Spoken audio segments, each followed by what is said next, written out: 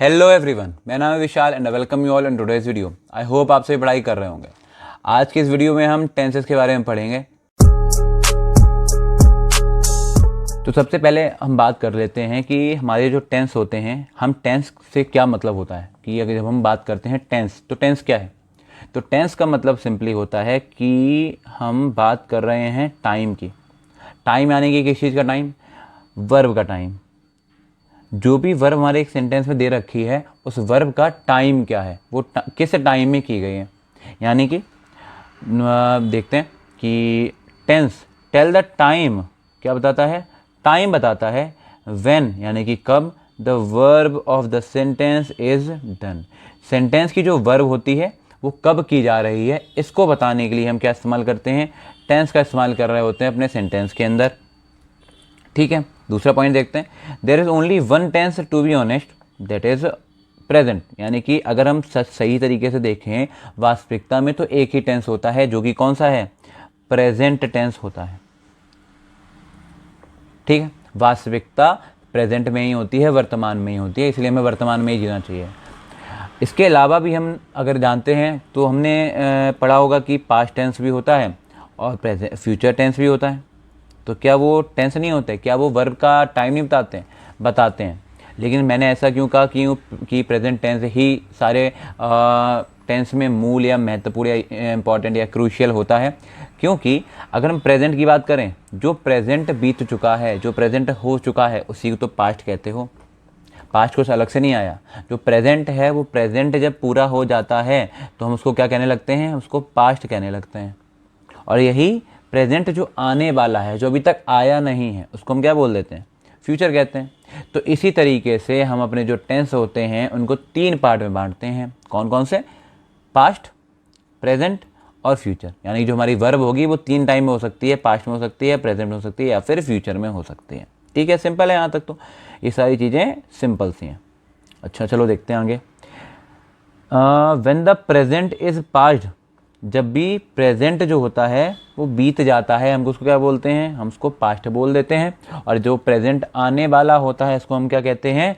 Future कहते हैं। Which is still to come, जो अभी भी आने वाला होता है, उसको फ्यूचर कहा जाता है। As simple as that. इससे ये बस इतना होता है टेंसेस के बारे में, जो कुछ भी हमको जानना था वो इतनी सारी जानकारी थी। ठीक है, आगे बढ़ते हैं।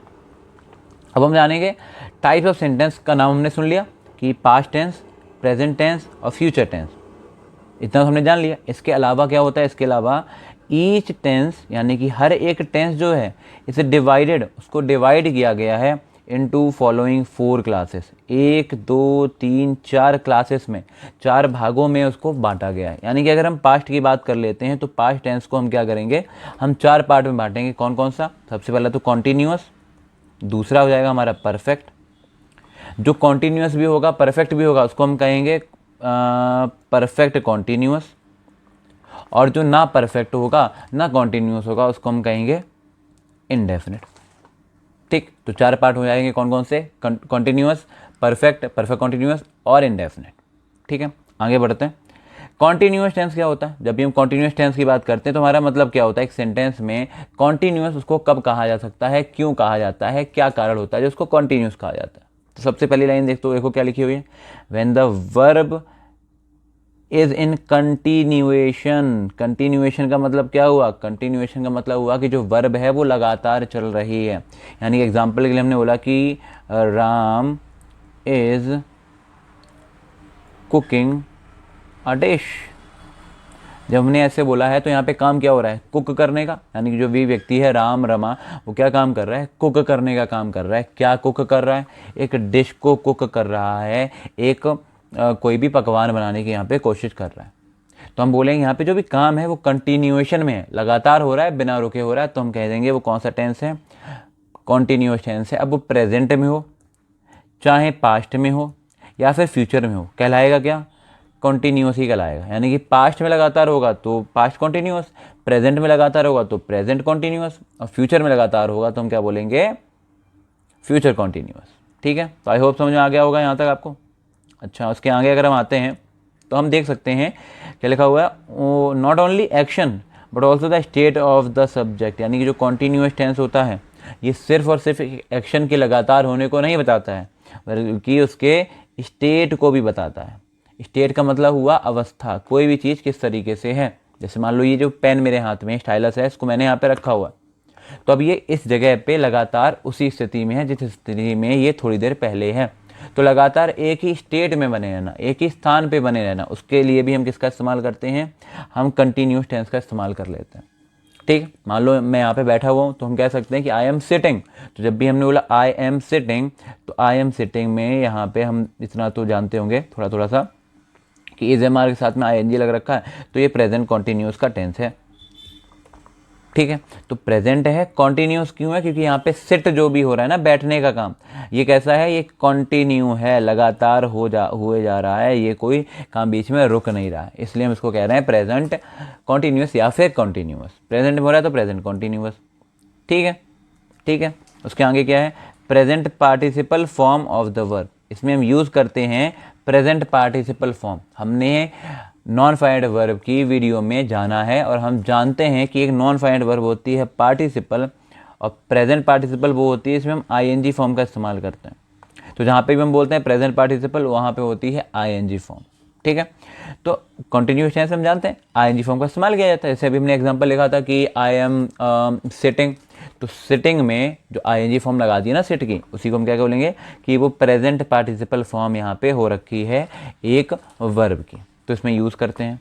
तीसरी चीज़ जो हमने बहुत बार सुनी होती है, बहुत बार जानी होती है अपने आसपास में, कि हम हिंदी जब भी पढ़ रहे होते हैं, क्योंकि हमें तो हिंदी बोलना ही आता है, हम हिंदी भाषी होते हैं, तो हम क्या काम करते हैं, हिंदी में इसको कैसे पहचानेंगे भाई ये कंटिन्यूएशन में है या नहीं है। तो पहली बात तो हम जब सेंटेंस को पढ़ेंगे, वर्ब को एनालाइज करेंगे, उसका आंकलन करेंगे, तो हमको समझ में आ जानी चाहिए। और अगर बाई चांस नहीं आती है, तो ज़्यादातर जो वाक्य होंगे उसमें रहा है, रहा था या फिर रहा होगा जैसे शब्द आ जाते हैं। ज़्यादातर बोलने का मतलब है there is always an exception, अपवाद हमेशा होता है। तो ज़रूरी नहीं है कि अगर ये ना लिखे हों तो कंटिन्यूएशन नहीं होगी, कंटिन्यूएशन हो सकती है इनके अलावा भी। ठीक है, तो आई होप इन चीज़ों को थोड़ा ध्यान में रखा जाएगा। ज़्यादातर ऐसे ही होते हैं, जैसे कि मैं जा रहा था, मैं जा रहा हूँ, वह जा रहा होगा, वह खेल रहा होगा, मैं बोल रहा हूँ, मैं पढ़ा रहा हूँ, मैं देख रहा हूँ, आप इस वीडियो को देख रहे हैं, तो ये सब में काम जो है वो लगातार हो रहा है, तो कंटिन्यूएशन में होता है। आई थिंक इतना एक्सप्लेनेशन अभी के लिए काफ़ी है, आगे आके हम इसको और ज़्यादा जानेंगे और ज़्यादा जानने की कोशिश करेंगे। तो आगे बढ़ते हैं। परफेक्ट टेंस क्या होता है? परफेक्ट का मतलब हमेशा होता है पूरा। देखो, हमें परफेक्ट कब कहा जाता है, हम परफेक्ट कब कहलाते हैं, जब भी कोई काम हम पूरा कर देते हैं। ऐसे याद रख सकते हैं, जब भी कोई काम जो होता है वो पूरा हो जाता है या फिर कंप्लीट हो जाता है, तो हम उसको क्या बोलते हैं, तो हम उसको कहते हैं कि वो परफेक्ट है। ठीक है, परफेक्ट है, तो हम बोलेंगे परफेक्ट का मतलब पूरा ही होगा, पूरी की पूरी इंग्लिश ग्रामर में। थोड़ी सी जगहों पे छोड़ के, एक दो जगहों पे छोड़ पे, बाकी हर जगह पे परफेक्ट का मतलब हो जाएगा पूरा होना। ठीक है, When the verb is completed, वही चीज़ लिखी हुई है, वर्ब कैसी हो जाएगी मेरी, वर्ब कंप्लीट हो जाएगी, वर्ब जो है वो पूरी हो चुकी होगी, यानी कि वर्ब अब बची नहीं है, वर्ब तो पूरी हो चुकी है, कुछ चीज़ें होंगी वो आगे आके देखेंगे। Past participle form of the verb, जैसे कि प्रेजेंट पार्टिसिपल एक नॉन फाइनाइट वर्ब था, पास्ट पार्टिसिपल भी एक नॉन फाइनाइट वर्ब होता है, और ये नॉन फाइनाइट वर्ब क्या होती है, ये वर्ब की थर्ड फॉर्म होती है। ठीक है, तो जब भी प्रेजेंट पार्टिसिपल बोलेंगे तो कौन सी फॉर्म होगी, आईएनजी फॉर्म होगी, लेकिन जब भी पास्ट पार्टिसिपल बोलेंगे तो कौन सी फॉर्म होगी, थर्ड फॉर्म हो रही होगी, यानी कि वर्ब की थर्ड फॉर्म का इस्तेमाल करते हैं परफेक्ट टेंसेस में। ठीक है, और हिंदी में बात करें तो हिंदी में चुका है, चुका था, चुका होगा, मैं काम कर चुका हूँ, मैंने काम कर लिया था, मैं काम कर चुका होऊंगा। तुम जैसे कि अभी हमने एक बीच में बोला लिया था, यहाँ पे तो लिया नहीं लिखा हुआ है, यानी कि ये भी ज़्यादातर की हम बात कर रहे हैं। बहुत बार ऐसा होगा जहाँ पे ये चुका चुका करके नहीं लिखा होगा, फिर भी वो सेंटेंस कैसा होगा, वो परफेक्ट टेंस का सेंटेंस होगा। बस याद क्या रखना पड़ेगा कि क्या है, बेसिक क्या है, वो है ये कंप्लीटेड, जो वर्ड यहाँ पे लिखा हुआ है कंप्लीटेड, वर्ब जो है वो कंप्लीटेड हो जाएगी, यानी कि कंप्लीट हो जाएगी, वर्ब कंप्लीटेड होगी, अगर है तो परफेक्ट टेंस है, बिंदास होकर लगा देना है। ठीक है, आगे बढ़ते हैं। आगे आता है इंडेफिनिट, जैसा कि हमने अभी बताया थोड़ी देर पहले कि इंडेफिनिट का मतलब हुआ वो ना तो परफेक्ट है, नहीं है, और ना ही वो कंटिन्यूएशन में है, यानी कि कंटिन्यू भी नहीं हो रही है वर्ब, वर्ब ना पूरी हो रही है ना वर्ब लगातार चल रही है, तो हम कह सकते हैं वो कैसी होगी, इंडेफिनिट। इंडेफिनिट का मतलब क्या होता है, इंडेफिनिट का मतलब होता है अनिश्चित होना। किसी भी वर्ब का निश्चित ना होना कहलाता है अनिश्चित होना। निश्चित ना होने से मतलब हमें कंफर्म नहीं है, निश्चित नहीं है कि वो परफेक्ट है यानी कि पूरी हो चुकी है, या फिर वो कंटिन्यूएशन में है यानी कि अभी भी लगातार चल रही है, तो हम कह सकते हैं वो कैसी है, इंडेफिनिट है। ठीक है, तो इसमें ज़्यादातर क्या होता है, हैबिट्स आती हैं। ठीक है, यहाँ पे हैबिट्स क्या होती हैं, जैसे कि मान लो मेरी एक आदत है कि मैं रोज़ाना शाम को बुक पढ़ता हूँ, तो क्या मैं वो बुक अभी पढ़ चुका हूँ, मान लें कि वो बुक पढ़ने का काम हो चुका है, हाँ हो भी चुका है, क्या मैं बुक अभी पढ़ रहा हूँ, नहीं पढ़ रहा हूँ, तो हम कह सकते हैं पढ़ता हूँ रोज़ाना, वो काम रोज़ाना होता है, कंटिन्यूएशन है, पूरा भी हो चुका है। लेकिन यहाँ पे जब हम बात करते हैं कि मैं बुक पढ़ चुका हूँ, पढ़ता हूँ यानी कि इंडेफिनिट टेंस, तो हम ये नहीं कह सकते हैं वो परफेक्ट है या कंटिन्यू है, यानी कि यहाँ पे वो कैसा है, अनिश्चित होता है, यानी कि the verb is not confirmed whether it is continue whether it is continuous or it is perfect, means whether it is in continuation or it is completed। जब भी हम डाउटफुल होते हैं हम लगा देंगे इंडेफिनिट टेंस, सिंपल बिंदास होकर लगा देनी है हमको। अगर सेंटेंस में कुछ समझ नहीं आ रहा है हम कह सकते हैं वो जो भी टेंस की वर्ब है वो कैसी हो जाएगी, वो इनडेफिनिट हो जानी है। ठीक है, आगे बढ़ते हैं। When the verb is neither in continuation or completed, यानी कि परफेक्ट भी नहीं है, कंटिन्यूएशन में भी नहीं है, तो इंडेफिनिट हो गई। यूजुअल हैबिट्स को बताता है, यानी कि जो आदतें होती हैं हमारी उनको बता देता है, यानी कि जैसे हमने एग्जांपल लिया कि मैं रोज़ाना फल खाता था। ठीक है, तो मेरी पहले की आदत है जिसमें मैं रोज़ाना एक काम करता था जो कि है फल, तो मेरी यूजुअल हैबिट हो गई।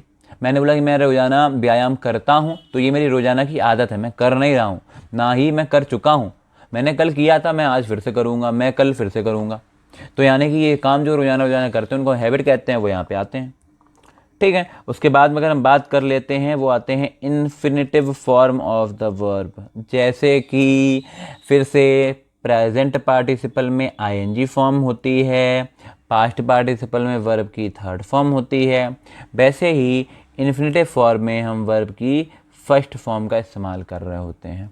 तो इन्फिनिटिव फॉर्म का मतलब यहाँ पे हो जाता है वर्ब की फर्स्ट फॉर्म, तो इन्फिनिटिव फॉर्म मतलब वर्ब की फर्स्ट फॉर्म यहाँ पे लिख देते हैं जल्दी से, वर्ब की फर्स्ट फॉर्म यहाँ पे होती है।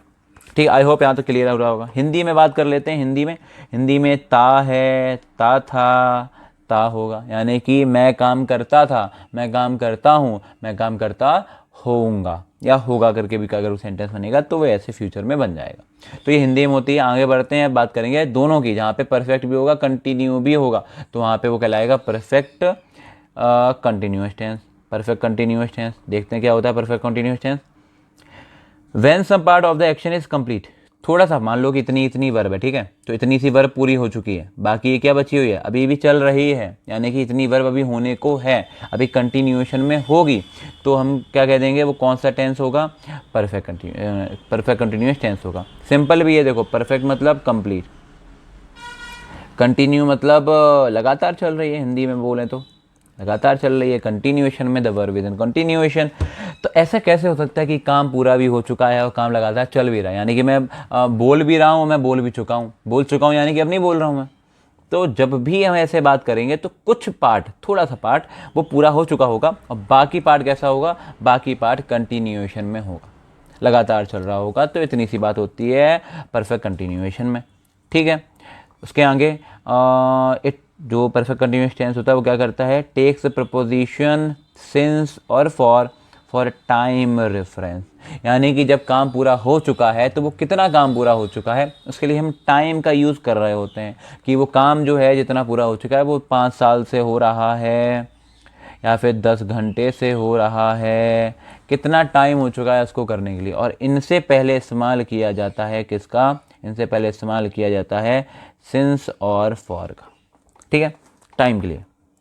हिंदी में बात कर लें भाई, तो हिंदी में फिर से वही कंटिन्यूएशन की तरह रहा है, प्रेजेंट में, रहा था पास्ट में, और रहा होगा फ्यूचर टेंस के लिए इस्तेमाल कर रहे होते हैं। बस एक शर्त होती है कि उसमें टाइम दिया जा रहा होगा, अगर टाइम नहीं दिया गया है तो वो टेंस जो होगा वो परफेक्ट कंटिन्यूअस टेंस नहीं होगा, वो बन जाएगा सिर्फ और सिर्फ कंटिन्यूअस टेंस, तो इस टाइम वाले जो भी चीज़ है उसकी बहुत ज़्यादा वैल्यू होती है, बहुत ज़्यादा इंपॉर्टेंस होती है। स्पीकिंग इंग्लिश में कई बार हम टाइम का यूज़ नहीं करते हैं और उसको बना देते हैं, लेकिन वो चीज़ ग्रामेटिकली गलत होती है। ग्रामर के हिसाब से अगर देखें तो गलत ग्रामर वहाँ पे यूज़ हो रही होती है। आगे बढ़ते हैं। अब एक हम सेंटेंस की बात करेंगे। क्योंकि हमारा सेंटेंस होता है, देखो थोड़ा सा पसीना आ रहा होगा, इस चीज़ को मैनेज कर सकते हैं क्योंकि यहाँ पे कमरे में पंखा चला नहीं सकते हैं, एसी अफोर्ड नहीं कर सकते हैं तो यहाँ पे अभी के लिए थोड़ा सा पसीना आ सकता है, उस चीज़ को मैनेज नहीं करेंगे। आप सिर्फ पीडीएफ पे ध्यान देंगे कि पीडीएफ किस तरीके से चल रही है, क्या क्या चीज़ें हम पढ़ाई कर रहे हैं, पढ़ाई पर ध्यान देंगे, ठीक है। तो एक सेंटेंस जो होता है हमारा, उस सेंटेंस में 3 बहुत ही इंपॉर्टेंट चीज़ होती हैं। 3 चीज़ ही होती हैं अगर देखा जाए। जैसे कि एक दीवार अगर हमको बनानी होती है तो उसके अंदर हमें 3 चीज़ें चाहिए होती हैं। पहली चीज़ ईंट चाहिए होती है भाई, ठीक है। ईंट कैसे लिख दिया यार, हिंदी ख़राब हो गई क्या। तो हमें क्या चाहिए होता है, हमको ईंट चाहिए होती है, ईंट, ठीक है, ईंट चाहिए होती है। दूसरी चीज़ क्या चाहिए होती है, दूसरी चीज़ हमको सीमेंट चाहिए होती है, ठीक है। मतलब इंपॉर्टेंट चीज़ बता रहे हैं, आप काफ़ी ज़्यादा डीप में नहीं चले ना। तीसरी चीज़ हमको क्या चाहिए होती है, हमको गिट्टी चाहिए होती है, मान लो जो ग्रेट होती है, या फिर हमको सैंड चाहिए होती है, बालू चाहिए होती है। 3 इंपॉर्टेंट चीज़ें। ऐसे यहाँ पे भी जो 3 इंपॉर्टेंट चीज़ें हैं जिनकी वजह से हमारी जो इंग्लिश ग्रामर में एक सेंटेंस होता है सुंदर सा प्यारा सा वो बन पा रहा होता है, वो होते हैं, एक तो होता है सब्जेक्ट, दूसरा होता है वर्ब और तीसरा होता है ऑब्जेक्ट। इसीलिए इसको हमने 1-2 बार वीडियोज़ में बताया भी है कि SVO होता है हमारे जो सेंटेंस होता है उसका फॉर्मेट, उसका स्ट्रक्चर, उसका वर्ड ऑर्डर, यानी कि कौन सा वर्ड पहले आना है कौन सा बाद में आना है, इस चीज़ को यहाँ पे देख सकते हैं, ठीक है। अच्छा अब देखो, सब्जेक्ट जो होता है एक सेंटेंस में उसका काम क्या होता है भाई, उसका काम होता है कि वो वर्ब को करेगा, और वर्ब का काम होता है वो सब्जेक्ट से काम करवाएगा, और उसके बाद में ऑब्जेक्ट आता है। तो एक सेंटेंस हम ध्यान रखेंगे कि हम जब भी हमें कोई सेंटेंस फॉर्म करना होगा इन टेंसेस को बनाने के लिए, तो सबसे पहले लिखेंगे सब्जेक्ट, फिर लिखेंगे वर्ब, फिर लिखेंगे ऑब्जेक्ट। और वर्ब का मतलब हो गया वहाँ पे हेल्पिंग वर्ब भी आ सकती है, मेन वर्ब भी आ सकती है। दुनिया जहान की जो भी वर्ब होंगी वो इस वर्ब वाले पूरे के पूरे कॉलम में फिट की जा सकती हैं इस जगह पे, ठीक है। की जाती ही हैं ये नहीं कह रहे हैं, की जा सकती हैं ये कह रहे हैं। If no M B H B becomes M B, ये एम बी एच बी क्या है भाई, तो एम बी का मतलब सिंपली है हमारा मेन वर्ब से, यानी कि एक सेंटेंस में जो मेन वर्ब होगी अगर वो मेन वर्ब नहीं है तो जो हेल्पिंग वर्ब दे रखी होगी वही भाई वहाँ का राजा होगा। यानी जब प्रेसिडेंट नहीं होते तो वाइस प्रेसिडेंट होते हैं, तो ये एच बी वाइस प्रेसिडेंट होता है। लेकिन जैसे ही एम बी गायब हुआ तैसे ही इस एच वी के पास में आती है फुल पावर, फिर ये क्या करता है, ये खुद को बना लेता है एक मेन वर्ब सेंटेंस की, और मेन वर्ब ही कहलाता है।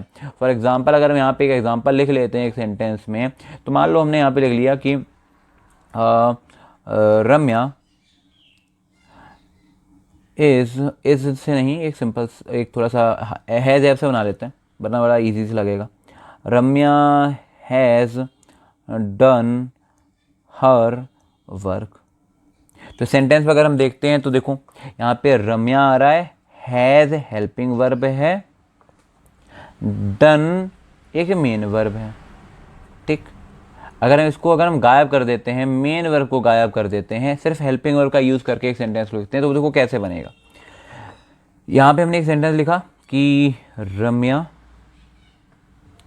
हैज़ अ कार, यहाँ पे हैज़ आ रहा है, क्या हैज़ के अलावा कोई और वर्ब आ रही है, नहीं आ रही है। तो यहाँ पे हैज़ हेल्पिंग वर्ब तो है, लेकिन इस सेंटेंस में ये हेल्पिंग वर्ब का काम नहीं करेगी, क्योंकि जब मेन वर्ब नहीं होगी तो हेल्पिंग वर्ब क्या बन जाएगी, हेल्पिंग वर्ब बन जाएगी मेन वर्ब। तो यहाँ पे क्योंकि मेन वर्ब नहीं है, हैज़ के अलावा कोई और वर्ब है ही नहीं, तो हम कहेंगे ये जो हेल्पिंग वर्ब है ये हेल्पिंग वर्ब नहीं है भाई, इसके पास में आ गया पावर, और ये बन चुकी है एम वी, मेन वर्ब बन चुकी है। इस तरीके से ये सेंटेंस में यूज़ हो रहा होता है। अच्छा एक जल्दी से बता देते हैं एक और चीज़, कि जब भी हम बात कर रहे होते हैं इंट्रोगेटिव में, तो ये जो वर्ब होती है ना, इसका जो हेल्पिंग वर्ब वाला पार्ट होता है ये उठ के आगे आ जाता है, यानी कि हेल्पिंग वर्ब, फिर देखो क्या आएगा, फिर देखो यहाँ पे क्या आएगा, सब्जेक्ट आएगा, तो यहाँ साथ में सब्जेक्ट आएगा, और फिर मेन वर्ब, क्योंकि देखो हेल्पिंग वर्ब तो आगे भग गई, बची क्या यहाँ पे मेन वर्ब, और आखिरी में ऑब्जेक्ट। तो जब इंट्रोगेटिव की बात करेंगे तो इस तरीके से ये बन जा रहा होगा, इस चीज़ को थोड़ा थोड़ा सा ध्यान रखेंगे, आगे आगे बताएंगे ये सारी चीज़ें। तो देखो ये चीज़ हमने बता दी थी पहले आपको कि एक सब्जेक्ट होता है, वर्ब होता है, ऑब्जेक्ट होता है, हमेशा एक सेंटेंस में साथ में एक हेल्पिंग वर्ब भी हो सकती है और एक मेन वर्ब भी होती है। अगर मेन वर्ब नहीं होती है, नो मेन वर्ब, तो हेल्पिंग वर्ब जो होती है वो मेन वर्ब बन जाती है। जैसे कि हमने बताया था कि हेल्पिंग वर्ब जो होती है वो वाइस प्रेसिडेंट की तरह होती है। ऐसे इसके पास में कोई पावर नहीं है, सिर्फ ये प्रेसिडेंट की हेल्प करेगी। और जो मेन वर्ब होती है वो होती है हमारी प्रेसिडेंट। जैसे ही प्रेसिडेंट गायब हुआ, वाइस प्रेसिडेंट जो होता है वो पूरा पावरफुल हो जाता है, उसके पास में पूरी पावर आ जाती है। आगे बढ़ते हैं इसके अगर हम, तो हम देख सकते हैं कि हमारे आसपास हमको क्या देखने को मिलता है। प्राइमरी ऑक्सिलरी वर्ब, हम बात करेंगे प्राइमरी ऑक्सिलरी वर्ब जो होती हैं वो क्या क्या होती हैं, और वही एक मूल मंत्र है जिसका हम यूज़ करके टेंसेस के सारे हेल्पिंग वर्ब्स को याद रखेंगे। वरना भाई याद करते रहो स्ट्रक्चर, बाकी सारी चीज़ें याद करते रहो, कभी भी याद नहीं होती। पहली चीज़ सब्जेक्ट वर्ब ऑब्जेक्ट फॉर्मेट होता है, याद रखेंगे। दूसरी चीज़ जो है वो प्राइमरी ऑक्सिलरी वर्ब जो होती हैं वही होता है जो कुछ भी होता है। सबसे पहले लिखा हुआ है डू, तो जब हम बात कर रहे हैं डू की तो ये होता है इनडेफिनिट टेंस। कौन सा टेंस? इनडेफिनिट टेंस होता है जिसमें हम डू का यानी कि डू प्राइमरी ऑक्सिलरी वर्ब का इस्तेमाल कर रहे होते हैं।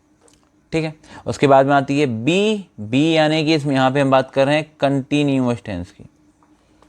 ठीक है, और तीसरा आता है हैव, जिसकी बात हम जहाँ पे हम बात कर रहे हैं परफेक्ट टेंस की। और जब भी परफेक्ट कंटिन्यूस की बात हो रही होगी तो हम इन दोनों का इस्तेमाल कर रहे होते हैं, यानी कि इन पूरे को मिला के बना देते हैं परफेक्ट कंटिन्यूअस टेंस। तो एक तरफ से जल्दी से इनके बारे में बात करते हैं। देखो, डू की जब भी हम बात करते हैं तो हमारा मतलब होता है डू, डिड या डज से। ठीक है, बी की जब भी हम बात करते हैं तो हमारा मतलब यहाँ पे बहुत सारे होते हैं, is, am, are, was, were, been, being, ये सारे के सारे क्या हैं? ये सारे के सारे हमारे बी के फॉर्म होते हैं। जब भी हैव की बात करते हैं तो यहाँ पे मतलब होता है हैज़ या फिर हैव या फिर हैड या फिर हैविंग।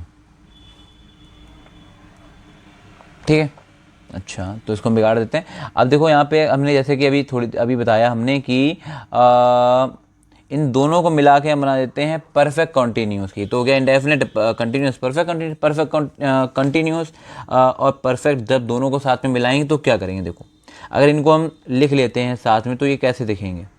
ये इस तरीके से कुछ दिखेंगे। हैव, देखो परफेक्ट कंटिन्यूस बोल रहे हैं तो परफेक्ट वाला पहले लिख लो, हैव प्लस वर्ब की third form plus be plus verb की fourth form, be plus verb fourth form. ठीक है, अब यहाँ पे ये जो बीच में जगह ये जो दो चीज़ें आ रही हैं इनमें ही सारा का सारा चेंज किया जा रहा होगा। यानी कि दोबारा से लिख लेते हैं, have plus V3 plus be plus verb की फोर्थ फॉर्म का मतलब यहाँ पे हम ING से ले रहे हैं। ठीक है, तो वर्ब की थर्ड फॉर्म और बी जो होता है वो यहाँ पे सारा का सारा खेल कर रहा होगा, सारा का सारा काम कर रहा होगा। कैसे? वर्ब जो है यहाँ पे थर्ड फॉर्म हैव को चाहिए, थर्ड फॉर्म तो लिख नहीं सकते हैं, क्यों? क्योंकि यहाँ पे वर्ब यहाँ पे यूज़ हो रही होगी फोर्थ फॉर्म के साथ में। तो हम क्या काम करेंगे, ये जो बी है ना इसी की थर्ड फॉर्म लिख देंगे। ठीक, तो क्या बन जाएगा? तो हैव तो यहाँ पे आएगा ही आएगा, और बी की थर्ड फॉर्म क्या होती है? बी की थर्ड फॉर्म होती है बीन, तो वो यहाँ पे लिख दी जाएगी, बी की थर्ड फॉर्म बीन, और वर्ब की फोर्थ फॉर्म तो है यहाँ पे।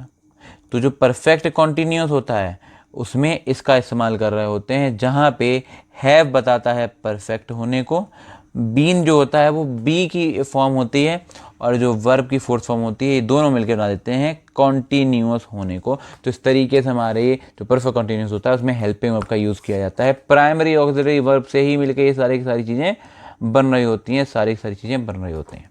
ठीक है, आगे बढ़ते हैं। अगर इसमें हम आगे देख सकते हैं कि एक और चीज़ कुछ लिखी हुई है यहाँ पे कि प्रेजेंट टेंस वर्ब की first form, past tense verb की सेकंड फॉर्म, फ्यूचर टेंस में हम विल शैल का यूज़ करते हैं। तो ये क्या है?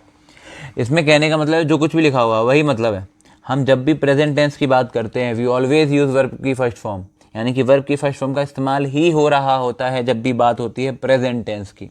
देखो, अगर हमें याद हो, अगर हमको इंडेफिनिट टेंस की फॉर्मेट या कुछ भी चीज़ें, तो हम कैसे लिखते हैं? डू डज का यूज़ करते हैं, जो कि डू का फर्स्ट फॉर्म होती है। ठीक, हम उसमें हैज़ ऐप का इस्तेमाल करते हैं प्रेजेंट टेंस में। तो हम देखो हैज़ में हैव भी जो होती है ना वो हैव की ही फर्स्ट फॉर्म होती हैं। ठीक, हम इस्तेमाल करते हैं इज एम आर का, तो इज एम आर जो होती है ना वो बी की फर्स्ट फॉर्म होती है इज, एम और आर सेकंड फॉर्म होती है वॉज। तो देखो यहाँ पे हम इस्तेमाल करते हैं प्रेजेंट टेंस में वर्ब की फर्स्ट फॉर्म का, कहने का मतलब तो यही है मेरा यहाँ तक। ठीक है, पास्ट में इस्तेमाल करते हैं किसका, पास्ट में इस्तेमाल करते हैं वर्ब की सेकंड फॉर्म। देखो वॉज वर, हैड, डिड, ये सारी की सारी क्या है, ये सारी की सारी वर्ब की सेकंड फॉर्म होती हैं, वर्ब की सेकंड फॉर्म। इनके साथ में क्या यूज़ हो रहा है वो चीज़ अलग डिपेंड करती है, लेकिन यहाँ पे देखो वर्ब की सेकंड फॉर्म तो यूज़ करते हो ना, तो यहाँ पे पास्ट टेंस होगा, वर्ब की सेकंड फॉर्म को बता रहा होगा। ठीक है, और उसके बाद में हम बात करें अगर फ्यूचर की, तो फ्यूचर टेंस में एज सच कोई वर्ब का फॉर्म नहीं होता है जो उसको डिसाइड करता है। वो यहाँ पे हम यूज़ करते हैं दो मॉडल वर्ब का, जिनको हमने पढ़ा हुआ है एक वीडियो में। मॉडल वर्ब्स क्या होती है, नहीं देखिए तो वीडियो को जाके देखेंगे। तो वहाँ पे हम विल शैल का यूज़ कर रहे होते हैं। विल शैल का काम कुछ नहीं होता है, ये फ्यूचर को ही बताने का काम करते हैं, यानी जो वर्ब है वो फ्यूचर में हो रही है, उसके लिए हम विल या शैल का इस्तेमाल कर सकते हैं हमने किसी भी फॉर्म ऑफ वर्ब सब्जेक्ट के साथ में, किसी भी सब्जेक्ट के साथ में इनका यूज़ हो जाता है। ठीक है, वीडियो में आगे बढ़ते हैं और हम देखते हैं कि किस तरीके से और काफ़ी सारी चीज़ें हमारे टेंस में होती हैं। ट्रांसलेशन भाई, तो ये बहुत बड़ा मिसकंसेप्शन चल रहा होता है हमेशा से कि जो ट्रांसलेशन होते हैं वही टेंस होते हैं, जो टेंस होते हैं वही ट्रांसलेशन होते हैं। तो ऐसा नहीं होता है। ठीक है, जब भी हम एक सेंटेंस की एक फॉर्मेशन की बात करते हैं और उसको एक लैंग्वेज से, ध्यान देने वाली बात है, जब भी हम एक लैंग्वेज से उसको दूसरी लैंग्वेज में पहुंचा रहे होते हैं तो उसको कहा जाता है ट्रांसलेशन।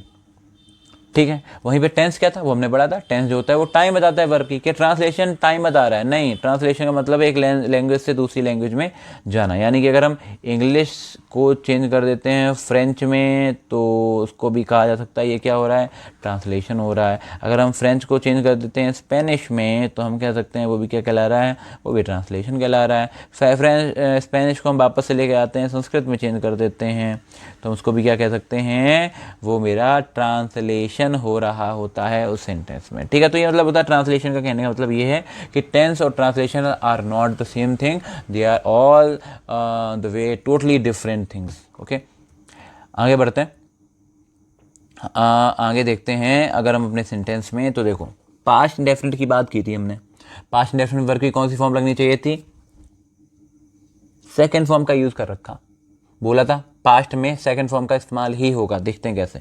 मेन वर्ब या हेल्पिंग वर्ब नहीं बोलिया हमने, मेन वर्ब का कौन सा फॉर्म होगी वो देखी जाएगी, लेकिन अगर कुछ भी नहीं दे रखा है तो वर्ब की सेकंड फॉर्म तो होनी ही है, यानी कि पास्ट इंडेफिनिट टेंस की पहचान हो गई वर्ब की सेकंड फॉर्म। ठीक है, अच्छा तो फिर से देख लो, यहाँ पे हमने क्या बताया था, सब्जेक्ट आना चाहिए, सब्जेक्ट आ रखा है, वर्ब होनी चाहिए, वर्ब हो रखी है, ऑब्जेक्ट होना चाहिए, हो रखा है। वर्ब की कौन सी फॉर्म होनी चाहिए थी, सेकंड फॉर्म होनी चाहिए थी, क्योंकि यहाँ पे पास्ट टेंस की बात करें तो वर्ब की सेकंड फॉर्म भी आ गई। ठीक है, अच्छा हेल्पिंग वर्ब डिड का इस्तेमाल कर लिया जाता है। जब भी हम इसकी बात करते हैं तो हम हेल्पिंग वर्ब डिड का इस्तेमाल कर लेते हैं, और डिड वर्ब की कौन सी फॉर्म है, वर्ब की सेकंड फॉर्म में। ऑब्वियस सी बात है, जब भी पूछेंगे तो वर्ब की सेकंड फॉर्म में होगी। ठीक, डू, डिड, डन, हम बात कर रहे हैं डू,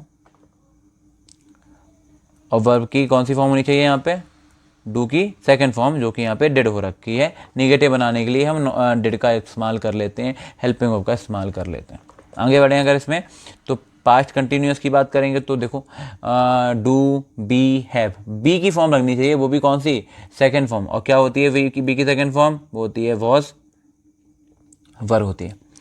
तो देखो सब्जेक्ट आ गया, बीच में वर्ब वाला पूरा का पूरा यहाँ पे जो मैदान आ रखा है ना, ये छोटा था, वो वर्ब की कौन सी फॉर्म आ रखी है, वर्ब की सेकंड फॉर्म ही आ रही होगी। यानी कि यहाँ पे अगर हम देखें यहाँ पे थोड़ा सा, तो यहाँ पे वर्ब की सेकंड फॉर्म का इस्तेमाल कर रखा है, जो कि क्या है, वॉज या फिर वर, और फिर कंटिन्यूएशन बताने के लिए वर्ब की आईएनजी फॉर्म का इस्तेमाल कर दिया, जो कि एक फॉर्मेट होता है बी प्लस वर्ब की फोर्थ फॉर्म। तो यहाँ पे फोर्थ फॉर्म ये रही, और सेकंड फॉर्म ये जो पास्ट टेंस को बताएगी वो ये रही, सब्जेक्ट ये रहा, ऑब्जेक्ट ये रहा। तो यही तो फॉर्मेट होता था कि सब्जेक्ट, वर्ब, ऑब्जेक्ट। तो देखो यहाँ पे फॉर्मेट मेरा सही है, वर्ब की सेकंड फॉर्म है तो पास्ट टेंस भी है, आईएनजी लग रहा है, तो कंटिन्यूएशन भी है, सारे के सारे जो पासे हैं वो सही जा रहे हैं। तो यहाँ पे मेरा जो काम है, हम कह सकते हैं मेरा रूल बिल्कुल सही है।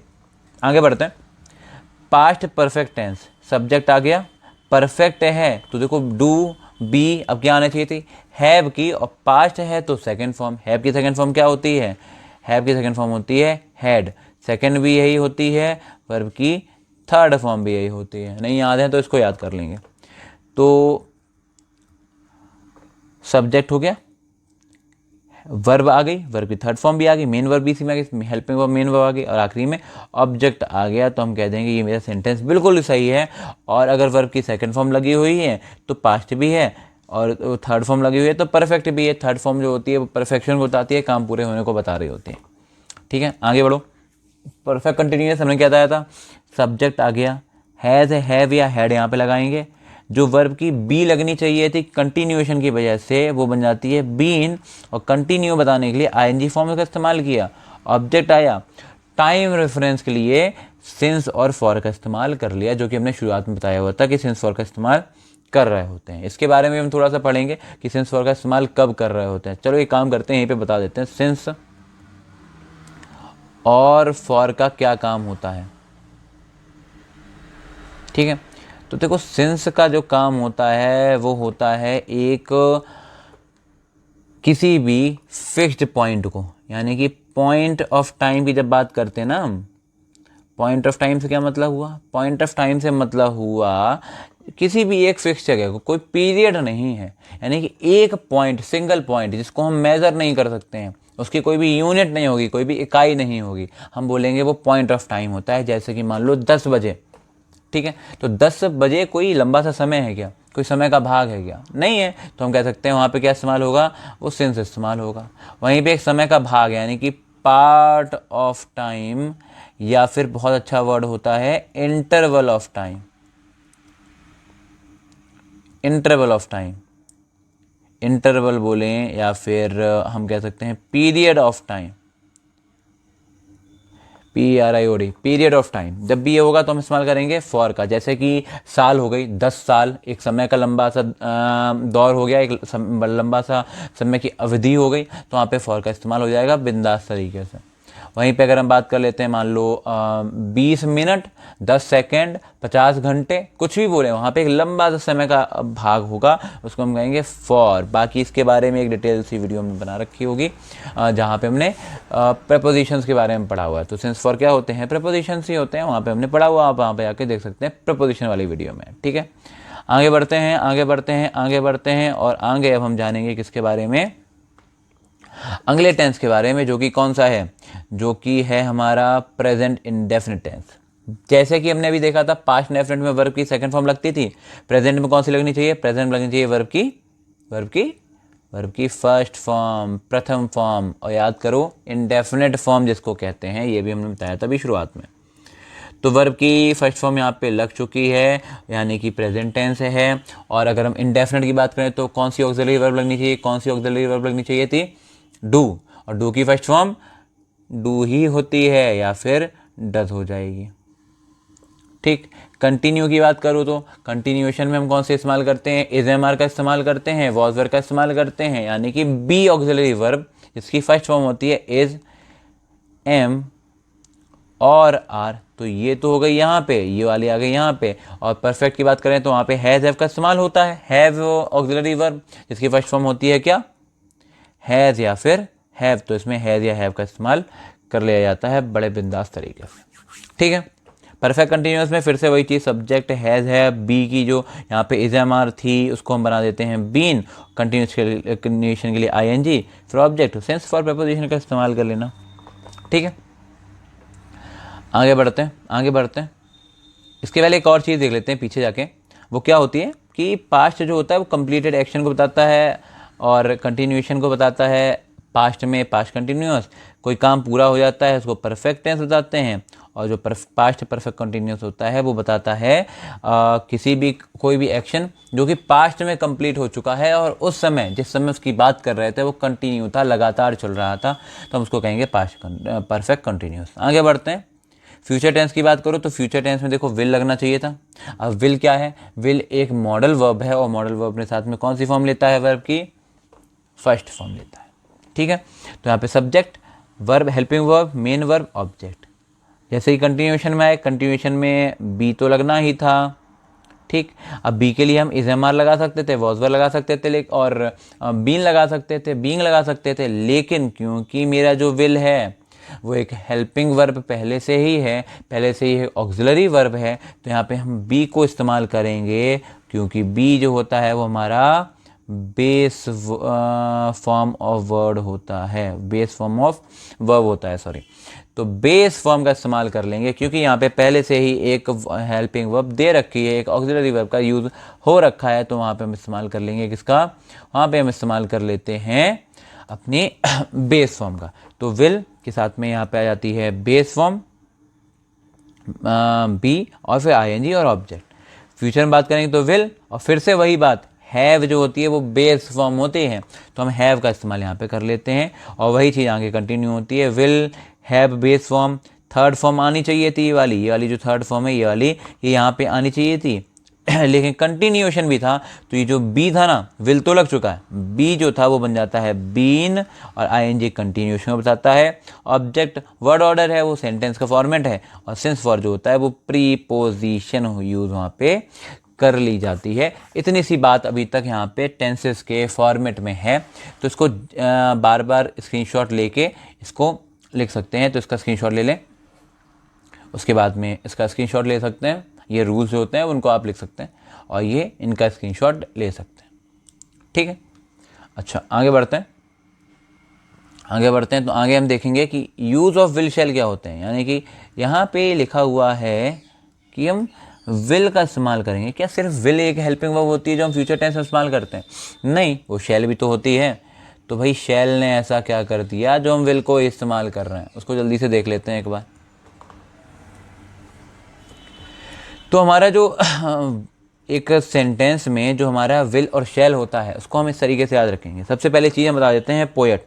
ये एक हमारे सर थे, उन्होंने हमको पढ़ाया था, उनसे हमने सीखा। तो पोएट का मतलब होता है POET। पोएट का मतलब होता है, फिर से यहाँ पे पोएट ही लिख दिया, लेकिन यहाँ पे पोएट नहीं लिखा हुआ। यहाँ पे पोएट का मतलब हुआ हमारा, P से मतलब हुआ प्रॉमिस, PROMIS, प्रॉमिस। O का मतलब होता है ओथ यानी कि शपथ लेना। E का मतलब होता है एम्फसाइज यानी कि जोर देना। और T का मतलब होता है थ्रेट यानी कि डराना या डरना। जब भी हम इन चीज़ों के बारे में बात कर रहे होंगे और हमारे सेंटेंस में जो हमारा पर्सन है, जो सब्जेक्ट है उसका पर्सन है फर्स्ट, तो हम बोलेंगे कि विल जो होगा उसका इस्तेमाल किया जाएगा। विल का हम वहाँ पे इस्तेमाल कर सकते हैं, कोई दिक्कत नहीं होगी।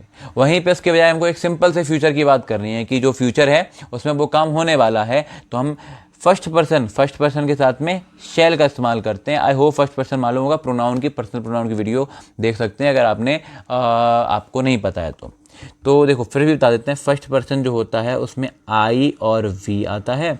सेकंड पर्सन जो होता है उसमें यू आता है, और जो थर्ड पर्सन होता है वो होता है ही, शी, इट, दे, या फिर किसी व्यक्ति का नाम।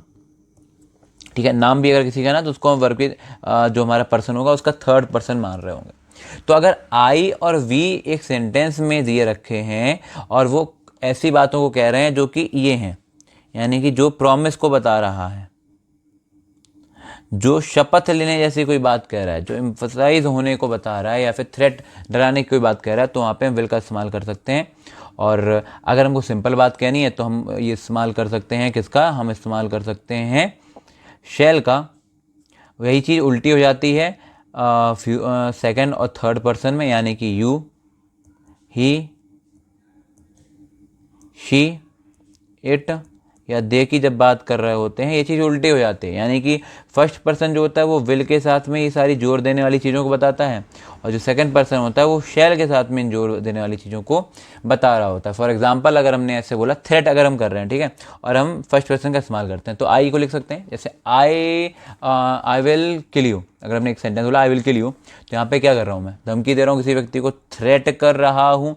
तो हम बोल रहे हैं कि यहाँ पे हम देखो फर्स्ट पर्सन यानी कि आई के साथ में विल का इस्तेमाल किया। देखो पोएट बोल रहा है, यानी कि यहाँ पे टी का मतलब क्या हुआ, टी का मतलब क्या हुआ, टी का मतलब यहाँ पे हो गया थ्रेट की बात कर रहा है, डराने की बात कर रहा है।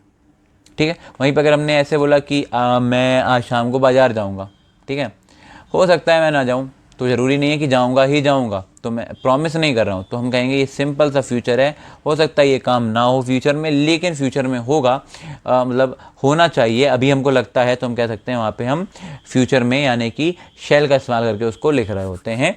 यही चीज़ अगर हम इसमें एग्जाम्पल देखते हैं सेकंड थर्ड पर्सन में, तो हमें ऐसे लिखना पड़ेगा कि यू शैल किल हिम, क्योंकि यहाँ पे पोएट बताने के लिए शैल का इस्तेमाल करना पड़ेगा। धमकी दे रहे हो, रिवेंज ले रहे हो, शपथ ले रहे हो या प्रॉमिस कर रहे हो, तो तुम यहाँ पे यू के साथ में इस्तेमाल करना पड़ेगा, किसका, शैल का, ठीक है।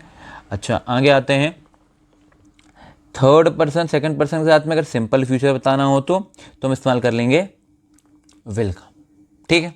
तो आई होप यहाँ पे ये चीज़ आपके लिए क्लियर हुई होगी। तो अब हम देखेंगे वीडियो में आगे डू, यूज ऑफ डू, हम डू का इस्तेमाल कैसे करते हैं।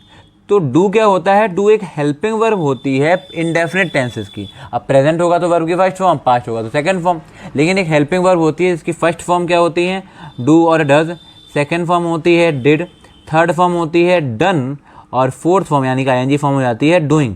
लेकिन इन दोनों का इस्तेमाल नहीं हो जाता एक हेल्पिंग वर्ब की तरह, तो इनको हम नहीं पढ़ेंगे भाई, ठीक है, इनको हम नहीं पढ़ेंगे। लेकिन डू डज और डिड का इस्तेमाल हम जरूर करते हैं कि हेल्पिंग वर्ब की तरह एक सेंटेंस के अंदर। कैसे, जब भी हमें एक सेंटेंस में निगेटिव सेंटेंस बनाना होता है या इंट्रोगेटिव बनाना होता है, ठीक, और वो सेंटेंस जो है वो इंडेफिनिट टेंस का सेंटेंस है, तो हम क्या काम करते हैं हम डू हेल्पिंग वर्ब या डिड हेल्पिंग वर्ब का इस्तेमाल कर लेते हैं और साथ में नॉट लगा देते हैं तो नेगेटिव बन जाता है, और इसी हेल्पिंग वर्ब को सेंटेंस की शुरुआत में इस्तेमाल कर लेते हैं तो इंट्रोगेटिव बन जाता है। अब हम क्या काम करेंगे, इसका इस्तेमाल देखेंगे कि एम्फसाइजेशन के लिए, जोर देने के लिए इसका इस्तेमाल कैसे होता है। तो अगर हमें एक सेंटेंस में जोर देना है, मान लो किसी व्यक्ति ने मैंने मुझसे ये कहा कि तुमने अपना कमरा साफ नहीं किया, तो मैं ये बोलूँगा मैंने अपना कमरा साफ किया, ठीक। अगर उस व्यक्ति ने बोला फिर से कि नहीं तुमने नहीं किया किसी और ने किया, तो हम क्या बोलेंगे, हम उसको जोर से थोड़ा बोलेंगे कि मैंने अपना कमरा साफ किया है, ठीक है। तो उस समय पे जब हम उस व्यक्ति को जोर देके कोई बात कह रहे हैं, तो उस दोनों वाक्यों में इंग्लिश और हिंदी में क्या अंतर होगा। तो जब भी इंग्लिश में हम जोर देके बात को कहेंगे तो हम वहाँ पे बिना नेगेटिव सेंटेंस और बिना इंट्रोगेटिव सेंटेंस के डू या डिड या डज का इस्तेमाल कर लेंगे, यानी कि डू का यूज वहाँ पे कर लिया जाएगा। जैसे अगर हमने ये बोला कि मैंने अपना कमरा साफ किया, यानी कि I cleaned my room, I cleaned my room, मैंने अपना कमरा साफ किया, ठीक। अगर हमको ऐसे बोलना है जोर देके कि मैंने अपना कमरा साफ किया है, या फिर मैंने अपना कमरा साफ किया तो है, तो वर्ड का इस्तेमाल कर लिया, वो भी एम्फसाइजेशन के लिए, तो हम ऐसे लिख सकते हैं आई, और देखो वर्ब की सेकंड फॉर्म लगी है तो पास्ट टेंस है डिड, और क्योंकि डिड सेकंड फॉर्म लग चुकी है यहाँ पे, तो हम क्लीन की फर्स्ट फॉर्म लगा देंगे, I did clean my room, और ये सेंटेंस तरीके से बन जाएगा। तो यहाँ पे जो डिड लगा हुआ है, क्या ये सेंटेंस निगेटिव है, नहीं है भाई। क्या ये इंट्रोगेटिव है, नहीं है, फिर भी हमने यहाँ पे डिड का इस्तेमाल कर लिया। इसका मतलब ये जो डिड लगा हुआ है वो एम्फसाइजेशन का काम कर रहा है, हमारे सेंटेंस में जोर देने का काम कर रहा है, ठीक है। आई होप समझ में आया होगा, आई होप कि आपको ये चीज़ में कोई भी डाउट नहीं है। आगे बढ़ते हैं वीडियो में, तो देखते हैं कि use of not in a sentence, sentence में नॉट का इस्तेमाल कहाँ करते हैं। तो जब भी सेंटेंस मेरा होता है सिंपल, तो हम क्या काम करते हैं, हम इस्तेमाल करते हैं नॉट का हमारे हेल्पिंग वर्ब के बाद। हेल्पिंग वर्ब आएगी और साथ में क्या जाएगा, नॉट का इस्तेमाल कर लिया जाएगा। अगर सेंटेंस सिंपल ना होके कैसा हो जाता है, अगर सेंटेंस सिंपल ना होके इंट्रोगेटिव हो जाता है, तो हम इस्तेमाल कर लेंगे किसका, नॉट का इस्तेमाल तो करेंगे, लेकिन कब करेंगे, हमारे सब्जेक्ट के बाद में नॉट का इस्तेमाल कर लिया जाएगा। क्यों, क्योंकि इंट्रोगेटिव सेंटेंस को बनाने के लिए जो हमारी हेल्पिंग वर्ब होगी वो कहाँ चली जाएगी, वो हमारी सेंटेंस में आगे चली जाएगी, आगे चली जाएगी। जब वो आगे चली जाएगी तो बचेगा क्या, सब्जेक्ट बचेगा, और सब्जेक्ट के बाद में क्या आ जाएगा, नॉट आ जाएगा, ठीक है। आगे देखते हैं इसमें क्या बता रहा है वो, देखो क्या लिखा हुआ है, असर्टिव सेंटेंस, असर्टिव से मतलब हो गया हमारा सिंपल सेंटेंस। जब भी सेंटेंस सिंपल होगा तो आफ्टर हेल्पिंग वर्ब, यानी कि हेल्पिंग वर्ब के बाद में, जो हमने अभी बताया। और इंट्रोगेटिव जब सेंटेंस होगा तो आफ्टर सब्जेक्ट, क्योंकि हेल्पिंग वर्ब आगे चली जाएगी तो सब्जेक्ट के बाद में आ जाएगा, ठीक है, बढ़िया। देखनी है वो क्या है, दूसरी चीज़ जो है वो क्या है, यूज ऑफ नेवर। नेवर का इस्तेमाल कैसे करते हो, देखो भाई नेवर क्या होता है, नेवर एक एडवर्ब होता है। तो एक एडवर्ब का इस्तेमाल कहाँ किया जाता है, मेन वर्ब से पहले इस्तेमाल किया जाता है, ठीक, या फिर सेंटेंस के आखिरी में भी कर सकते हैं, लेकिन मेनली कहाँ किया जाता है, मेन वर्ब से पीछे मेन वर्ब से पीछे कर लिया जाता है, उसके पहले कर लिया जाता है, ठीक है, ठीक है भाई। तो नेवर भी क्योंकि ये एक मेन वर्ब है, एक एडवर्ब है, तो उसका इस्तेमाल भी कहाँ किया जाएगा, उसका इस्तेमाल भी बिफोर मेन वर्ब होगा, बिफोर मेन वर्ब होगा, यानी कि मेन वर्ब से पहले किया जाएगा, मेन वर्ब से पहले किया जाएगा। जैसे कि हमने बोला कि आई नेवर हेल्प्ड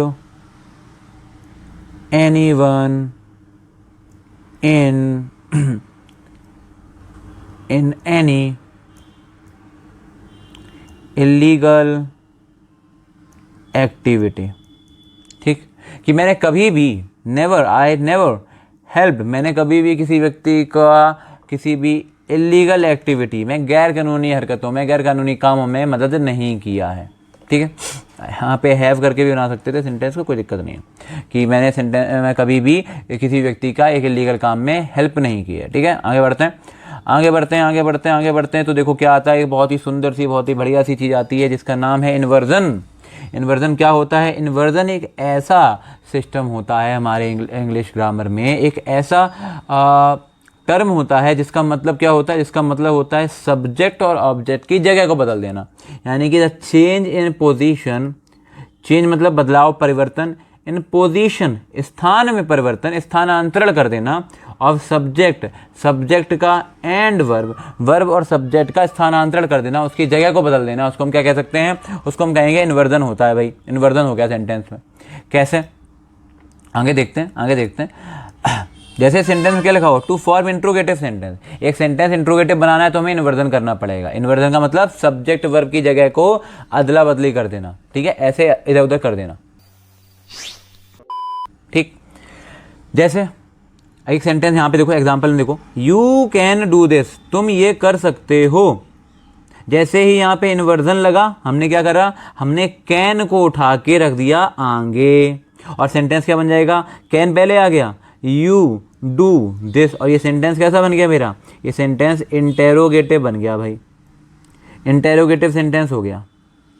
ठीक है, तो कब हुआ, जब हमने हेल्पिंग वर्ब को आगे रखा और सब्जेक्ट को पीछे रखा, यानी कि सब्जेक्ट और हेल्पिंग वर्ब की जगह को एक्सचेंज कर दिया, बदल दिया, तो हम कहेंगे हमने वहाँ पे इन्वर्जन का इस्तेमाल किया और मेरा सेंटेंस कैसा बन गया, मेरा सेंटेंस इंट्रोगेटिव बन गया भाई। ठीक है, आगे बढ़ो, आगे बढ़ते हैं, आगे बढ़ते हैं। आगे क्या लिखा हुआ, to form optative sentence, optative sentence यानी कि जिसमें हम किसी को विश कर रहे हो, तो ज़्यादातर जो ऑप्टेटिव सेंटेंस होते हैं वो मे की सहायता से या माइट की सहायता से बनाए जाते हैं। जैसे कि मे, ये सुना होगा आपने, मे यू लिव लॉन्ग, कि आपकी उम्र लंबी हो, ईश्वर करे आपकी उम्र लंबी हो, दुआ कर रहे हैं। तो देखो मे क्या होता है, मे एक ऑक्सिलरी वर्ब होता है, मॉडल ऑक्सिलरी वर्ब, हमने पढ़ाया हुआ है मॉडल वर्ब वाली वीडियो में। तो मे हेल्पिंग वर्ब है, यू क्या है, यू सब्जेक्ट है सेंटेंस का, कि मे यू लिव लॉन्ग, आप लंबा जियो, आपकी उम्र लंबी हो, तो आप सब्जेक्ट हो गए, और मे क्या हो गई मेरी, मे हो गई यहाँ पे क्या हो गई, वर्ब, यानी कि एक हेल्पिंग वर्ब यहाँ पे हो रखी है सेंटेंस में। तो हम कह सकते हैं यहाँ पे इन्वर्जन का यूज हुआ है, क्योंकि वर्ब आगे आ रखी है, सब्जेक्ट आगे आ रखा है, और ये सेंटेंस जो है वो इन्वर्जन का सेंटेंस है, इन्वर्जन का। ठीक है, आई होप समझ में आई होगी चीज़ें यहाँ तक। आगे देखते हैं, एक और चीज़ रखी है, कंजंक्शन सो और फॉर के पहले भी इन्वर्जन का इस्तेमाल करते हैं, जैसे कि पहले नहीं बाद में। देखो कैसे, एक सेंटेंस है, हमने ये कंजंक्शन वाली वीडियो में पढ़ाया हुआ है, ठीक है, कि सो और फॉर के बाद में हेल्पिंग वर्ब को पहले लिख रहे होते हैं। कैसे, हमने देखा, एक सेंटेंस लिख के देखते हैं, हमने लिखा कि माई फ्रेंड डजंट लाइक कामिनी, मेरा दोस्त जो है वो कामनी को पसंद नहीं करता है। कामनी एक लड़की का नाम है, तो मेरा दोस्त कामनी को पसंद नहीं करता है, और मैं भी पसंद नहीं करता हूं। तो हम क्या इस्तेमाल करेंगे, सो का इस्तेमाल करते हैं, और यहां पे मैं भी नहीं करता हूं, हम ऐसे बोल सकते थे सेंटेंस में। देखो, अरे फिर से लिखना पड़ेगा, माई फ्रेंड डजंट लाइक कामनी, और मैं भी नहीं करता हूँ, मैं भी नहीं करता हूँ, यानी कि सो लगेगा पहले और मेरे लिए लग जाएगा आई, और आगे डू करके तो बोलेंगे आई के साथ। देखो यहाँ पे डज लगा हुआ है, तो वो एक सिंगुलर था, यहाँ पे डू लग जाएगा क्योंकि ये प्लूरल है। तो सो डू आगे भी सेंटेंस, सो आई डू करके आगे सेंटेंस होना चाहिए था, लेकिन क्योंकि यहाँ पे इन्वर्जन का इस्तेमाल होगा, तो हम क्या काम करेंगे, हम यहाँ पे आई डू ना करके हम क्या बोलेंगे, हम बोलेंगे सो डू आई यानी कि डू कहाँ आ गया, डू पहले आ गया, और आई का इस्तेमाल कहाँ किया जा रहा है, आई का इस्तेमाल सेंटेंस में आगे किया जा रहा है। तो हम कहेंगे यहाँ पे क्योंकि सब्जेक्ट और वर्ब ने अपनी पोजीशन को एक्सचेंज किया है, तो यहाँ पे लग गया है क्या भाई, यहाँ पे इन्वर्जन लग गया, इन्वर्जन लग गया, इन्वर्जन लग गया। ठीक है, तो आई होप समझ आ रहा होगा यहाँ तक आपको। आगे बढ़ते हैं सेंटेंस में और देखते हैं कि आगे क्या आता है। Some special usages of tense, tense के कुछ स्पेशल यूज। क्या स्पेशल यूज होते हैं भाई टेंस के? देखो, थोड़ा मोटा मोटे से हमने जाना है कि टेंस के इस्तेमाल कहाँ किए कर रहे होते हैं, कंटिन्यूस में कंटिन्यूस एक्शन को बताने के लिए, और इंडेफिनिट में ज़्यादातर आदतों को बताने के लिए। तो प्रेजेंट डेफिनिट टेंस बहुत ही क्रूशियल होता है, बहुत ही इंपॉर्टेंट होता है, इसका इस्तेमाल हम बहुत ज़्यादा कर रहे होते हैं अपने डेली लाइफ में। तो इसमें हम देखते हैं स्पेशल यूज़ क्या होता है। ठीक है, तो देखो सबसे पहली चीज़ तो क्या है, सबसे पहली चीज़ तो हैबिचुअल एक्शन, आदत को बताएगा रोजाना की। जैसे मैंने बोला कि मैं रोजाना विद्यालय जाता हूँ, ठीक, तो रोजाना वो काम कर रहा हूँ, हैबिट हो रखी है, रोज वो काम किया जा रहा है, तो हम कह सकते हैं वो प्रेजेंट डेफिनेट टेंस में बनाया जाएगा। ठीक, हमने बोला कि मैं हिंदी बोलता हूँ, तो जब भी मैं बोलता हूँ तो मैं क्या बोलता हूँ, हिंदी में बात करता हूँ, तो हिंदी में बोलना एक आदत हो जाएगी, हैबिट हो जाएगी, तो हम कह सकते हैं ये कौन से टेंस में बनेगा, प्रेजेंट इंडेफिनिट टेंस का यूज़ होगा इस सेंटेंस के फॉर्मेशन में, इस सेंटेंस को बनाने के लिए। ठीक है, आगे बढ़ते हैं भाई। जैसे एग्जांपल देख सकते हैं, कमल गोज टू जिम एट 5। कमल जो है वो जिम जाता है कितने बजे, 5 बजे जिम जाता है। तो यहाँ पे कमल की हैबिट है कि वो हर रोजाना 5 बजे जिम में जाता है, तो हम कह सकते हैं ये क्या बनेगा, प्रेजेंट डेफिनेट टेंस का सेंटेंस बन जाएगा। आगे बढ़ते हैं, जनरल ट्रुथ, ऐसी चीज़ें जो समान तौर पे कैसी होती हैं, सही होती हैं, जैसे कि जिनको हम बदल नहीं सकते हैं, नॉर्मल सी बातें हैं, जो ऐसी बातें जो हम बदल नहीं सकते, हमारे कंट्रोल में नहीं होती हैं। जैसे कि जनरल ट्रुथ में आ सकता है, moon shines in the night, चांद रात में चमकता है। क्या चांद को दिन में चमका सकते हैं हम कुछ भी करके? नहीं चमका सकते हैं। अगर हम चमका सकते हैं तो कुछ और काम करके हम आर्टिफिशियल तरीके से कर सकते हैं, वो चीज़ अलग है। लेकिन क्या रियल मून को हम अपने मर्जी से रात में चमका सकते हैं या किसी भी टाइम पे चमका सकते हैं? नहीं चमका सकते हैं। तो हम कह सकते हैं ये बात जो है सही है कि जो चांद है वो रात में चमकता है, और ये बात हम बदल भी नहीं सकते हैं, ये सामान्य रूप से सत्य बात है, सामान्य सत्य की बात है। तो हम कह सकते हैं ये किस में बनेगा, ये भी प्रेजेंट डेफिनेट टेंस में ही बन रहा होगा। ऐसे ही एक्सक्लेमेटरी सेंटेंस अगर हमने बोला है, जैसे हियर कम्स अक्षय कुमार, जब भी किसी व्यक्ति का हम एंट्री को या फिर किसी व्यक्ति के को इंट्रोड्यूस करते हैं तो हम ऐसे बोलते हैं हियर कम्स करके, या फिर देयर गोज देयर कम्स करके। मान लो कोई एक जगह है, वहाँ पे कोई स्टूडियो, कोई जगह, कहीं पे कोई क्रिकेट का मैदान हो सकता है, कोई फुटबॉल का स्टेडियम हो सकता है, कोई वहाँ पे प्लेयर आता है, तो हम उसको इंट्रोड्यूस करते हैं कि here comes X Y Z, जो भी व्यक्ति का नाम है। ठीक है, या फिर फुटबॉल है तो हमने बोला हियर कम्स क्रिस्टियानो रोनाल्डो, तो मतलब कि ये क्रिस्टियानो रोनाल्डो मैदान में आते हुए, कमेंट्री करते हुए, यानी कि कमेंट्री करते वक्त भी हम क्या इस्तेमाल कर सकते हैं, हम एक्सक्लेमेटरी सेंटेंस का, या फिर इस फॉर्म का इस्तेमाल करते हैं जो कि कौन से टेंस का होता है, प्रेजेंट डेफिनेट टेंस का होता है। तो अगर हमें किसी को कहना है कि ये मान लो महेंद्र सिंह धोनी मैदान में उतरते हुए, तो here comes Mahendra Singh Dhoni. Example क्या है, एग्जाम्पल है हियर कम्स अक्षय कुमार, या फिर देयर द प्लेन लैंड्स, कि वो वहाँ पे जहाज जमीन पे उतरने लगता है या उतर रहा है। ठीक है, या उतरता हुआ, जहाज जमीन पे उतरता हुआ। इस तरीके से हम कह सकते हैं ये यहाँ पे प्रेजेंट डेफिनेट टेंस का इस्तेमाल हो जाता है। और कहाँ पे, प्लान्ड एक्शन, अगर कोई काम है, फ्यूचर का जरूर है लेकिन वो काम प्लान्ड है, होगा ही होगा, तो हम उसके लिए क्या इस्तेमाल कर सकते हैं, प्रेजेंट डेफिनेट टेंस का इस्तेमाल कर सकते हैं। जैसे कि हमने बोला कि ट्रेन 5 बजे आती है, ठीक, तो अगर किसी ने मुझसे पूछा ट्रेन कितने बजे आएगी, तो मैं उससे बोलूँगा ट्रेन 5 बजे आएगी। तो ये काम कैसा है, काम अभी ट्रेन आई नहीं है। ठीक है, तो हम कह सकते हैं यहाँ पे प्रेजेंट डेफिनेट टेंस का इस्तेमाल करके हम बोल सकते हैं उससे कि ट्रेन कम्स एट 5, ट्रेन 5 बजे आएगी, या फिर आती है, आएगी करके भी इसको हम कह सकते हैं। फ्यूचर का टेंस लग रहा है लेकिन क्योंकि कैसा है, प्लैंड है, तो हम कह सकते हैं कि ये प्रेजेंट डेफिनेट टेंस में बनाया जा सकता है। ठीक है, ठीक है, आगे बढ़ो। इंट्रोड्यूस क्वेश्चन, किसी व्यक्ति के लिए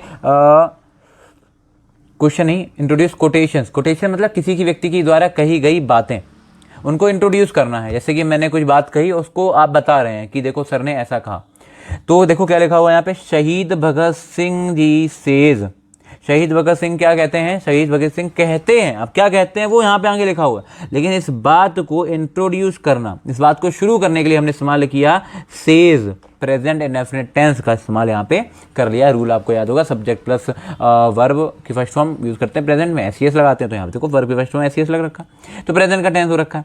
तो यहाँ पे उन्होंने लिखा I am such a lunatic that I am free even at jail. उन्होंने कहा था कि मैं इतना बड़ा पागल हूँ, इतना बड़ा सनकी हूँ, सनकी का मतलब पॉजिटिव में, कि मैं जेल में रह के भी फ्री हूँ, क्योंकि उनका मानना था व्यक्ति अगर अपने विचारों, अपने मन से फ्री है तो ही फ्री होता है, जेल उनको बाधित नहीं कर सकती है। ठीक है, बाकी दूसरी चीज़, आखिरी चीज़ क्या है, आखिरी चीज़ इम्परेटिव सेंटेंस। जब भी हम किसी व्यक्ति से रिक्वेस्ट करते हैं, किसी व्यक्ति को कोई ऑर्डर देते हैं, किसी व्यक्ति को कोई कमांड देते हैं, किसी व्यक्ति को हम क्या करते हैं, एडवाइस देते हैं, एडवाइस करते हैं, तो हम कह सकते हैं ये सारे के सारे काम जिस भी सेंटेंस में होंगे उस टाइप ऑफ सेंटेंस को कहते हैं इम्परेटिव सेंटेंस। और ये चीज़ हमने पढ़ा के रखी है आपको कहाँ पे, सेंटेंसेस की वीडियो में, भाई जाके देख लो तो समझ आ जाएगा, या फिर किसी भी बुक में जाके कहीं से भी पढ़ सकते हैं सेंटेंसेस के बारे में, इम्परेटिव सेंटेंस के बारे में। इम्परेटिव सेंटेंस को हमेशा और हमेशा बनाया जाता है किसमें, प्रेजेंट डेफिनेट टेंस में, और उसका पहचान होती है, ये देखो डोंट। इम्परेटिव सेंटेंस की सिंपल पहचान होती है कि उनको हम वर्ब की फर्स्ट फॉर्म से शुरुआत करते हैं, और वर्ब की फर्स्ट फॉर्म का इस्तेमाल होता है प्रेजेंट टेंस में। वहाँ पे कोई कंटिन्यूएशन, वहाँ पे कोई परफेक्शन, वहाँ पे किसी भी चीज़ की बात नहीं होती है, तो अनिश्चित होता है, ना परफेक्ट होता है ना कंटिन्यूअस होता है। तो जो परफेक्ट और कंटिन्यूअस दोनों नहीं होता है उसको हम क्या कहते हैं, वो इनडेफिनेट होता है, अनिश्चित होता है, जो हमें पता नहीं होता है, वही हमने बताया था, वही ये होते हैं। तो इम्परेटिव सेंटेंस कैसे होते हैं, इम्परेटिव सेंटेंस होते हैं प्रेजेंट इंडेफिनिट टेंस के ही टेंस होते हैं, प्रेजेंट डेफिनेट टेंस के ही सेंटेंस होते हैं। आगे बढ़ते हैं वीडियो में तो देखो क्या आता है। प्रेजेंट कंटिन्यूअस टेंस का इस्तेमाल देखो, ये भी बहुत ज़्यादा क्रूशियल, बहुत ज़्यादा इंपॉर्टेंट होता है। कैसे, प्रेजेंट कंटिन्यूअस टेंस एक्शन जो कंटिन्यूएशन में होती है वो तो बताता ही है कि रम्या इज कुकिंग, रम्या खाना पका रही है, कंटिन्यू कर रही है, काम कर रही है।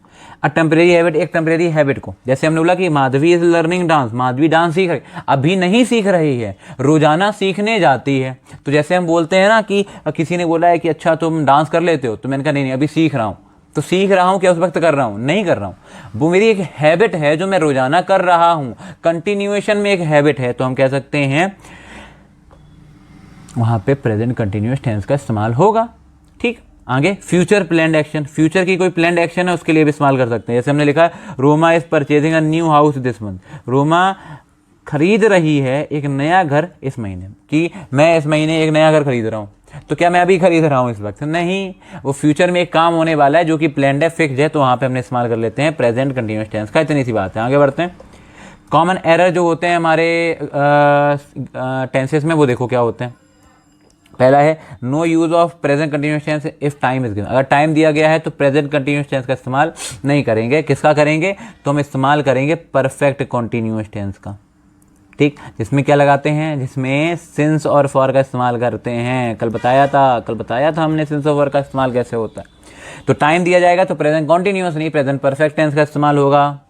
ठीक, no use of present perfect tense for past actions, present perfect tense का काम पुरानी एक्शंस के लिए नहीं किया जाता है।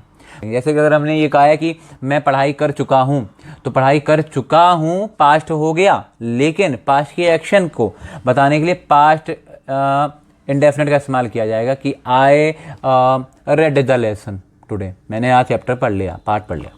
आगे देखो, फ्यूचर टेंस का इम्परेटिव सेंटेंस में इस्तेमाल नहीं करेंगे। किसका करेंगे, अभी पढ़ा प्रेजेंट डेफिनेट का। Only present definite tense with future tense if needed, अगर जरूरत पड़ती है तो सिर्फ और सिर्फ प्रेजेंट डेफिनेट टेंस का इस्तेमाल किया जाएगा फ्यूचर के साथ में, वरना किसी का इस्तेमाल नहीं कर सकते हैं।